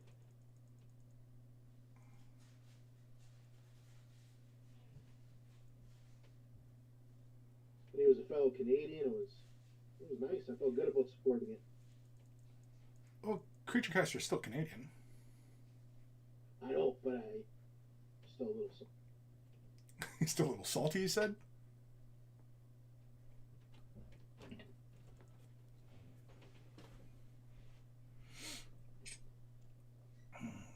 I think it was 2 years from when he got the cash till when I got the miniatures. And in that time, so I bought all the stuff from Warhammer.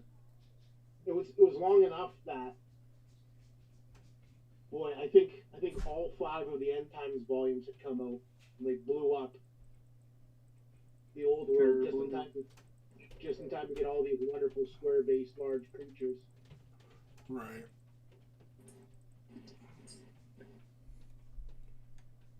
It'd be that way sometimes. I mean, we had Psychic Awakening, which was supposed to be a big thing, but nobody really got to play. No.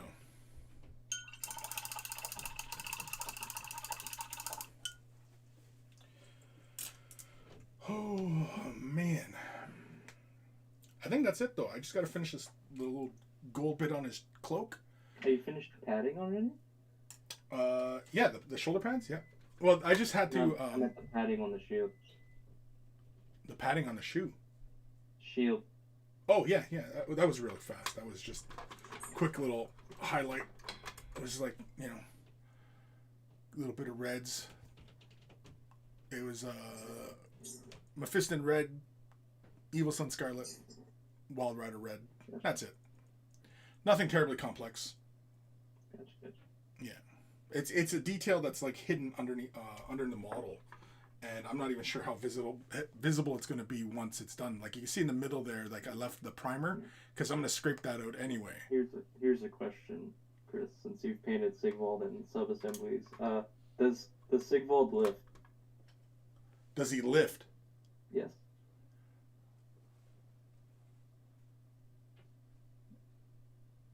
No. Never mind.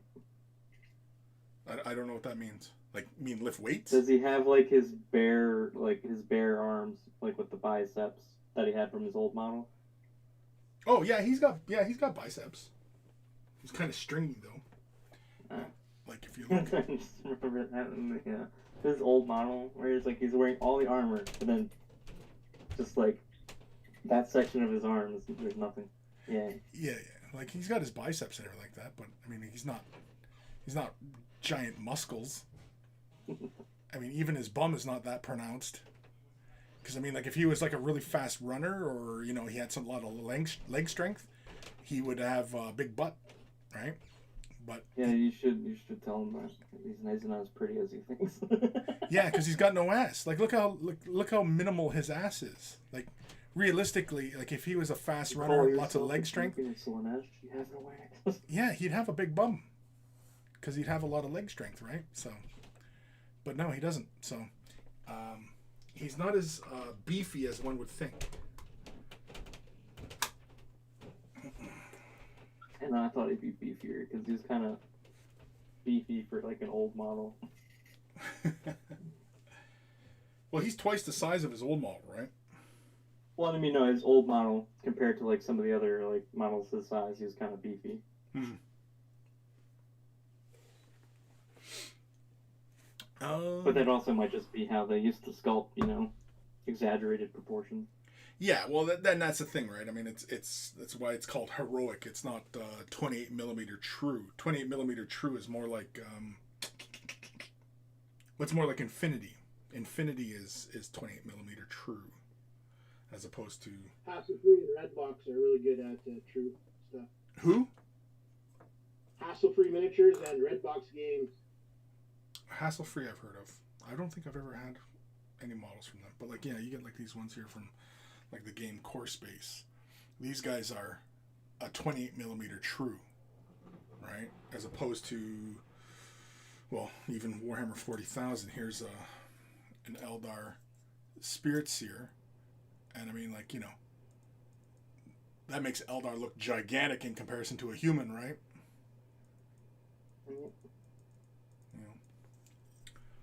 Well, here, I even have a Space Marine here. Regular old Primaris Space Marine. And he is... Well, he actually is more in scale to what a human would be, right? Yeah. Closer. Closer. I mean, he'd be ginormous. But mind you, I mean, this is a War Machine duder. Oops, wrong model. Forgot to switch hands. Yeah, War Machine also moved away from like more heroic, stubby kind of stuff to.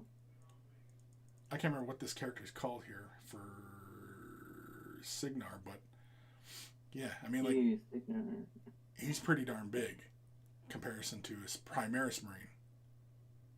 You know? Yeah. But Primaris Marine up against say an Eldar, yeah, he fits.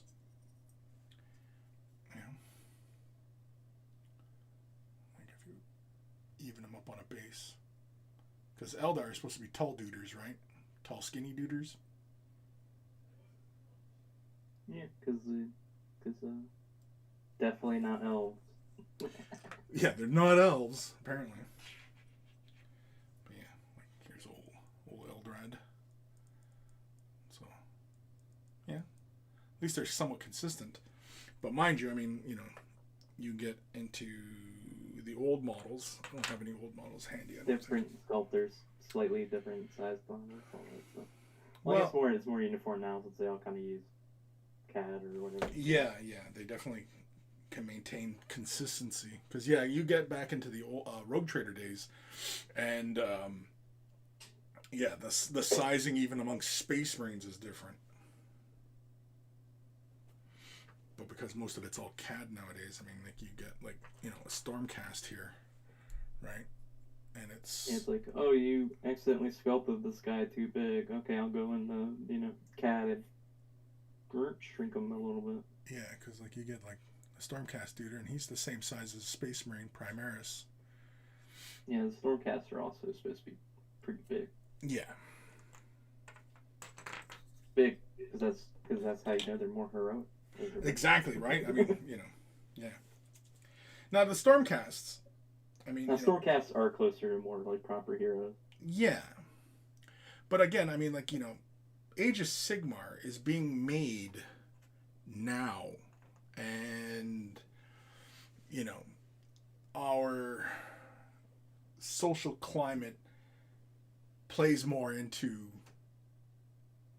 the ideas that go into the background for a lot of these things, right? Yeah. Because Warhammer 40,000, when it was made, was a product of its day and age.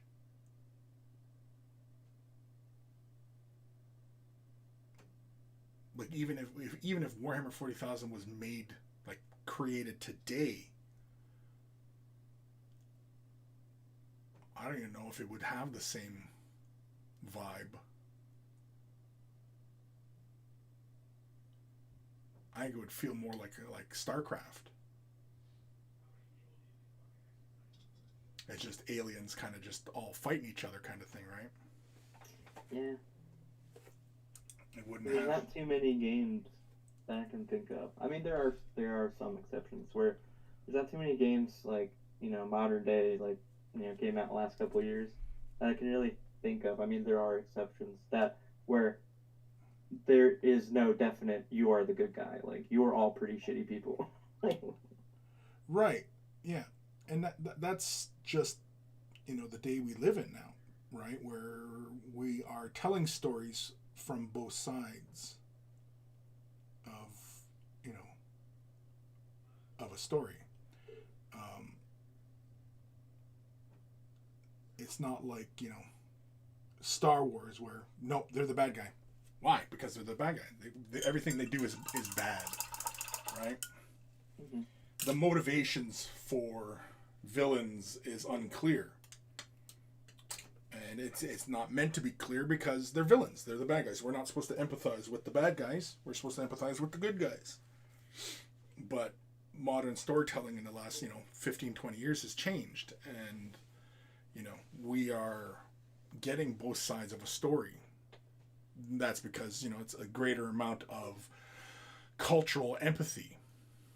Yeah, because in Sigmar, you have, Stormcast supposed to be superhero people, but they are fighting alongside soulless or semi-soulless elves that harvest people's souls in order to live. Yeah. Well, Age of Sigmar, can be any kind of craziness, and that's really the fun of Age of Sigmar, especially if you're looking at it just from like a lore perspective. Because, man, you can play off any of the old fantasy tropes of elves, dwarves, and humans, and all that Lord of the Rings type stuff, and you can expand upon that and go in different directions entirely, right? And have a lot of fun in that regard. Oh, Grim was here and then he left. He didn't even say hi. Fucking Grim. What a Grim. Rude. Rude. That was rude, Grim. No, he's gonna pop back in. He's going, I'm sorry. He's gonna feel bad now. I'm just teasing Grim.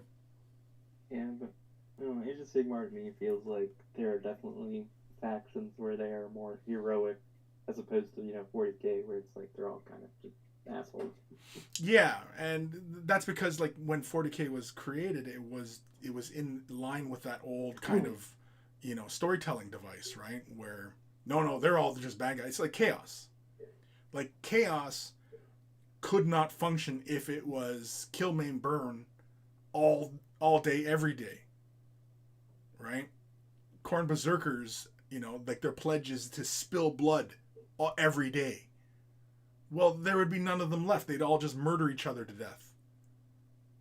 You could never get a cohesive force of Khorne Berserkers to ever work with you, right? If you were a Chaos Undivided force. If you were a general for Undivided, You couldn't get enough Chaos Berserkers or Khorne Berserkers to work together long enough to get to wherever you got to go to invade, and you know what I mean.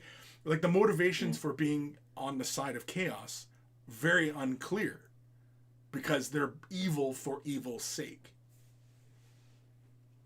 which doesn't jive with our modern storytelling. Yeah, it's like, why are you evil? What? Yeah, exactly. Why are you evil? Because Archaon for a long time didn't really have an origin story, but like right before the end times came out, they wrote an origin book for him. They had to give him a backstory, why he was there, what he was doing. Right. Yeah, and it makes it all the more interesting, right? And you know, again, it's like Star Wars is a really big example of, you know, the good versus evil type of thing, because it's you know, that's what it does. And you know, I mean, like in the very first movie, Darth Vader, we know he's the bad guy. Why? Because he's all in black, his face is covered, he talks with this deep, ominous voice, and he makes threatening gestures, and you know what I mean? We know he's the bad guy. We don't know why he's doing these things. And at the time, it wasn't important for the story to move forward, right? Because we were only concerned with Luke Skywalker and, you know, this young boy that we're supposed to empathize with, who, you know, he just wants to, you know, leave home and go on an adventure, and you know what I mean, like, and all these things that, you know, obviously young boys aspire to, right? Whereas now we tell stories that are more inclusive, more empathetic, and of course we know that in most stories, you know, nobody sees themselves as the bad guy, right? Everybody is the hero of their story, even those that are committing atrocities, and you know what I mean? Like, they don't think that. They think they don't know they're doing what they have to do. They're doing what, you know, they think is good. What? Yeah, just pull up the whole form. What the fuck? Yeah, just put them on the counter. They don't need to be filled out now. Somebody's about to get their ass kicked over at the Radom house. Yeah, because like, because I always played Chaos and Fantasy, but the characters weren't really interesting to me. I played them because, oh, big armored dude looks cool. Yeah, exactly. Then, Archaon's book came out, and he became a lot more interesting because he doesn't actually want to be where he's at, but he's stuck there because the Chaos Gods won't let him die. Yeah, he is their favorite toy. Exactly, and yeah, and so Chaos, you know, all the mortals who are waging war against, you know, the other mortals, right? They're kind of just the pawns of the Chaos Gods, yeah, and they might not want to do it necessarily, but it's like they kind of have to, or in some cases it's they don't really understand what chaos is themselves, which is why I find Warcry kind of interesting. I like Wartime more because you can influence the narrative more, but in Warcry, those warbands, they don't know what chaos is. Right. They think it's some, like, you know, tribal god to them. You know, like God of the Forge, but it's really they're worshiping Khorne or something. Yeah, like, exactly. And like, I've been reading through like a lot of, you know, not a lot, but you know, like the Horus Heresy. I'm only on, I think, where am I? Legion? I think I'm on Legion, which is like, I think the 6th book. I know, I'm way behind. And, you know, I mean, like the Horus Heresy is really good, but it's a different era they're talking about. It's not Warhammer 40,000. And, you know, like, basically, Warhammer 40,000, even viewing it through the lens of looking at Horus Heresy, the Imperium of Warhammer 40,000 really should be a tragedy.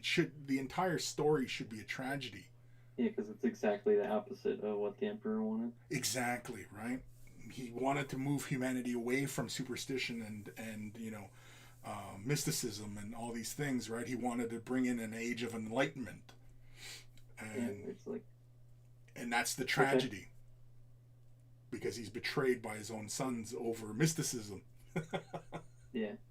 Right? And so, which I found interesting is, like, McCrag is, like, the smallest little sector of, like, what the Imperium was supposed to be. It's, like, the last, you know, because in McCrag, you know, Reboot, however you pronounce his name, Robot Girly, however he pronounces You know, Rowboat? he kept what Big E wanted was, you know, when he took over the planet before Big E came, he kind of set it up almost like what the Big E wanted, where you're not in your position because, you know, you knew somebody or you were part of, you know, religious organization. You were there because you were the one qualified for it. Yeah. But Well, then, and the thing is like, you know, because the Ultramarines, their space, they're supposed to be, you know, the shining example of Space Marines. So yeah, their entire sector space should be like a little mini Imperium, but they still have to comply with the Imperium as a greater whole. well, no, yeah, they still have to comply, but it's like the last glimmering light of what the Imperium was like supposed to be. Yeah, but it still couldn't because it still had to reside within this darker Imperium, right? Again, the 41st millennium is a real shit show. It is not a happy place. It's a shittier shit show than it was in the 40th. Because now Yeah. there's a giant crack right down the middle. Yeah, exactly, right? And now everything's just getting worse and worse. And, you know, there really is no respite in Warhammer 40,000 because, yeah, the situation's just getting dire and dire and dire and there's no hope. And that, you know, that's the grim dark. That's the charm of Warhammer 40,000. Everybody who likes, you know, darker stories and, you know, works of literature and, you know, like who are really into, you know, things like Edgar Allan Poe and, you know, Lovecraft, you know, that kind of storytelling appeals to that kind of crowd, right?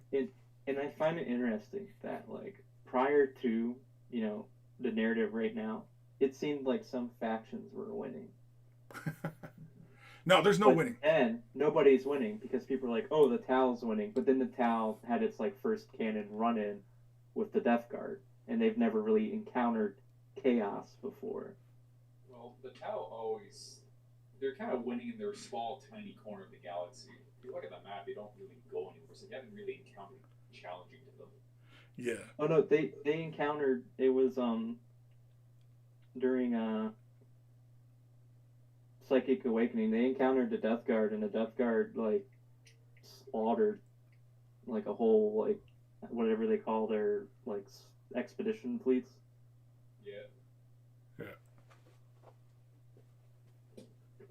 What a shame. It's like people were like, oh, you know, my side's winning, and then it's like, you know, big rift happened, all this stuff happened, and it's like nobody's really winning. What are you doing? My dog's sniffing my stuff. If anything, whatever the Tyranids are supposedly running from is, if you believe that theory, is winning, because the Tyranids keep going back quicker and quicker. Well, the thing is that before the Tau had come out, when they were previewing the Tau, there was speculation that they were the ones that was, you know, chasing the Tyranids, right? But then, of course, that all gets scrapped and changed and blah, blah, blah. But what was it? Somebody had mentioned on the show the other day, which I thought was a really fun idea. What if the old ones are the ones who made the Tyranids to cleanse the galaxy, to be the anti what Necrons had become? That's interesting. Yeah, I can't remember who mentioned it. You'd have to go back in the last episode of Way the Brush, but I'm not sure if it's in the lore, but I keep hearing people saying that Tyranids are running from something. I think that's speculative. I don't know if that is written down It might anywhere. be speculative. I have no idea. Yeah. But Is this one of those live things yes. where I have to watch what I say? Yes. Yeah, well, you'll have to keep your anti-Semitism to a minimum. What's anti-Semitism? I'm full on racist against everyone, especially white people. damn whiteys. Shut up, man. I'm not racist. You're such a dick. There's only two types of people in the world: those that pay the bus fare and those that don't. Yeah, that's it. That's the only people I'm judgmental against. True. Everyone else I love. Don't No. pay the fare, you're garbage. Well, actually, I was about to shut her down here in a few minutes, so you're Oh, showing I up. always come down. Man, how come whenever I come on, you're like, oh, just ended? So, Kim, what happens if an Eldar player pays the bus fare? They're still not allowed on. Because they probably cheated some way in paying that bus fare. Oh my god! Okay, what if it's a Dark Eldar player? Dark Eldar, I don't mind. Those guys are not bad. Yukari? I don't mind Yukari. Like, at least they acknowledge that they're assholes. What if? They just want to enslave you. They don't want to, like, kill off a million just to save one. You missed it earlier, but I fully acknowledge my assholeness. Oh, buddy. Literally. We can't even talk about it. I just finished playing the game, and I wiped out the guy in turn 2, and he said, "You're an asshole." And I said, "Yeah, I am." He goes, I can't play you anymore. You're an asshole." Yeah, I'm sorry, buddy. I am. I don't play well with others. I blame Chris. Whoa, whoa, whoa, whoa! I blame Chris. I used to be a nice guy. I had no beard. I loved everybody. And then I met Chris, and then all of a sudden, Chris going, whoa, whoa, whoa, whoa, but he was the one in Among Us going, your mom. Yeah. I know my kids were saying that I can't play because they've talked about like me streaming video game play, and they said, yeah, all you're gonna do is be toxic to people and just say your mom.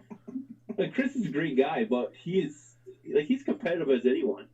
And as we gotten older, I met Chris has gotten a little less competitive because it does alienate people. But like when we used to play Chris, you brought your A game, or you went home crying. Oh, come on now. Come on, buddy. Listen, if I was gonna play you, I know you're bringing your A game. You're not just showing up, fluffy army. You're there. You're like, you want to beat me? You're gonna work for it. Yeah, I mean, Chris did bring the 1,000-point Deathicon game. He did bring that speeder bike, Warlock Council thing. Oh, the Seer Council, yeah. Yeah. Look, that was in part because I like bringing that. That's a lot of fun, and it's stressful for people. No, it's funny though. It's a lot of fun. And it's also a low model count as well. Yeah. I mean, to be fair, you did say, "Can I bring my 2,000-point or 1,000-point Titan thing?" And he said no. It's like, okay. Yeah, exactly, right? I wanted to bring big monster machine, but people said no, so all right. I've only played Chris once where he got mad at me. And I don't know if he remembers it. I was Necrons, and he was Eldar, and he threw a dice. And I said, what did the dice do to you? But it was a really cheesy-ass army. It's totally designed to piss Chris off. So many things I did in that battle was to piss Chris off. When it was his turn, I would sing 80s songs. I painted them bright, like I put bright yellow on them with badly painted tiger stripes, just to affect his sensibility. Like he was just like, "What did you do to those models?" Like, and like it was like not just yellow; it was like dabby yellow, like the thick yellow that you just over top of black, where you had to put like 10 layers. Yeah. It was like, oh, he's like, "What did you do to these models?" Well, I remember really hating Necrons just because it might have been because of you, but I remember every time I went up against Necrons, it was just so goddamn annoying having to like if you did not kill that last Necron warrior, the whole fucking unit would come back, or at least half or better, Yeah, it's a lot better now. But what it was that you didn't like too was the monolith, and I usually brought 2. Your bright lances couldn't lower its armor. Yeah. And then you'd have to try to attack it in close combat with your Wraith Lord or something. But it could, because it was a hover, you could only hit it on 6s. Yeah. There was a lot of problems with some of those matchups back then. And then what I would do is, in the old Necrons, whenever you could teleport the Necrons through the monolith gate, and then they got to do a will be back roll again. So I was doing like 2 will be back rolls a turn. Yeah, I remember that. Yeah. That was annoying. And yeah, it was. And you threw a dice, and I was like, "What did dice do to you?" That was the only time I've ever seen Chris get mad at me. Yeah, because that that whole combo was You just use really your leg ridiculous. back. Oh yeah, it was horrible. It was so cheesy, and like I think I only ever played that against you because I like other people. Calf. All right, we're done. We're done here. We're done. All right, man. It's good talk.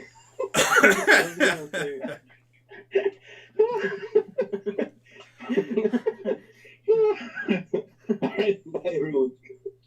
What the fuck? How do you hang this stupid thing up? Every time. Every time, I know. Well, Every time. dude, like, don't you follow me on the social medias?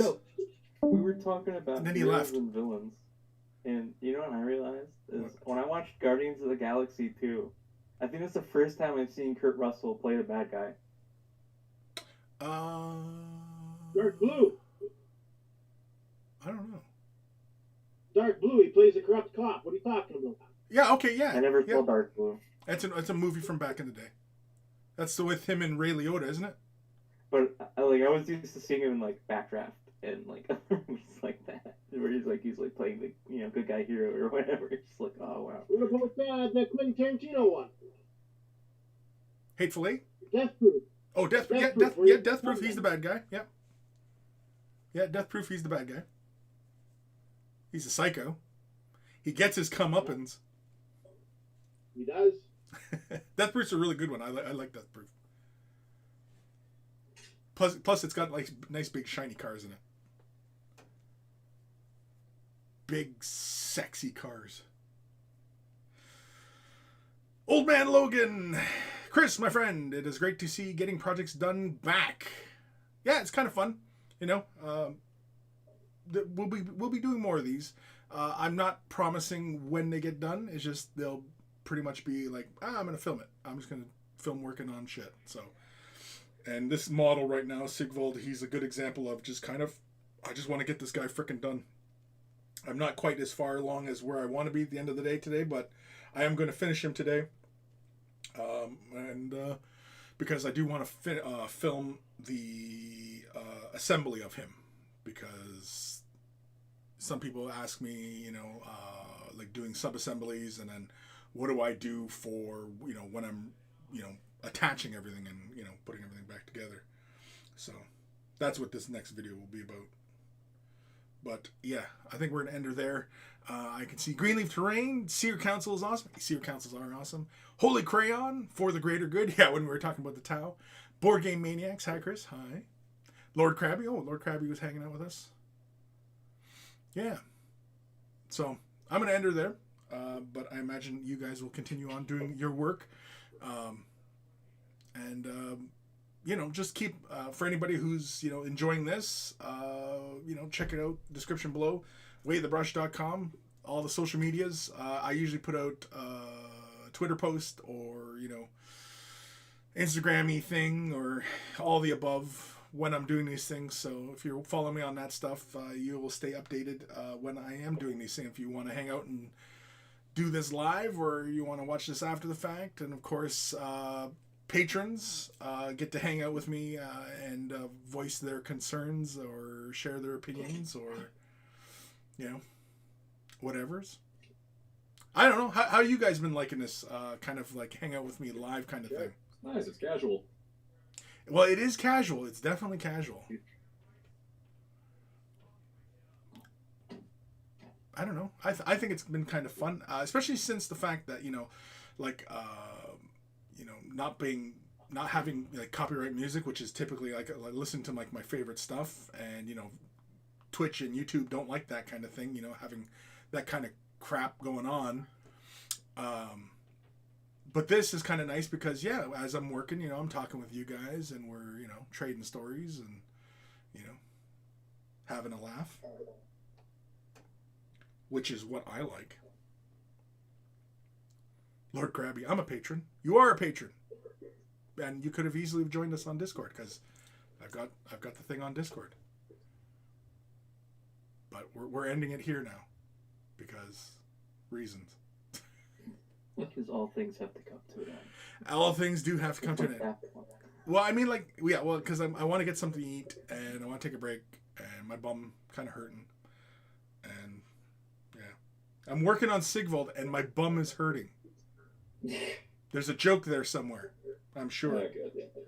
There's a joke there somewhere. The Gelded Prince. He's the Gelded Prince.